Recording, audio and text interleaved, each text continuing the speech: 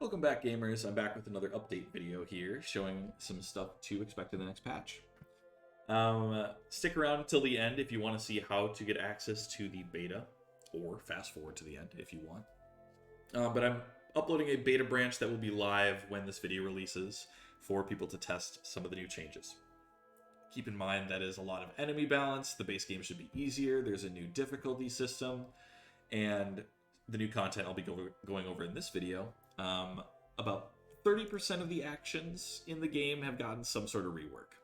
As it stands, I'm all the way through the warrior, 90% of the way through the rogue, maybe halfway through the monk. So still more work to be done, but there's a lot of new synergies and some actions that got identity reworks, buffs, nerfs, a bunch of different things to play around with, so I'm excited for people to play. Other things that I've been working on have been behind the scenes cleaning up some of my messes that I really should have focused on before releasing the game.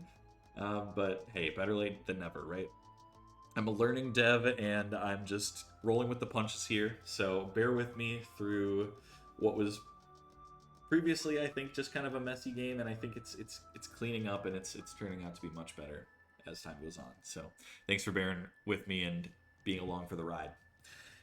So two immediate things that you will see that are different when you're playing the game is, first off, the player HUD is left aligned instead of being centered. This just allowed me to clean up clear up a space right here where the dice can land so that you can actually see what your dice are rolling. That was a problem that I have been trying to figure out a good way to address for such a long time, and it finally took me moving the HUD over to the left, and it feels a lot cleaner. It feels a lot less cramped. It feels like I have just more space to do the things that I want to do. Yeah, so as you maybe noticed there, when the dice rolled, they landed in a hot zone so that it was much easier to see what they were actually landing on. And the same will happen when the enemies roll their dice here. Yeah, so the left aligned HUD. And then also, you might notice there's a little bit of a delay on the dice when they land and when their effect is actually triggered. So let's use one of these defense and roll a d4 and pay attention to when the dice lands and when the dice triggers. There's a little bit of a delay there.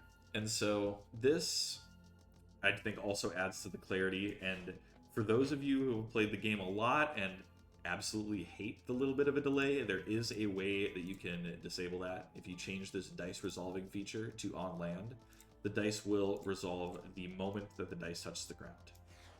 Boom. So just like how it used to play.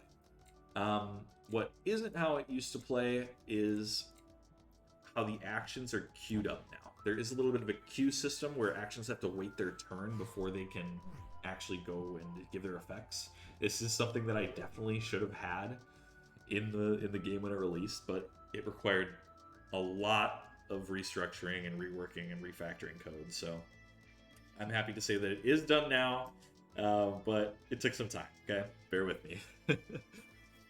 So yeah, I'm gonna play these two punches.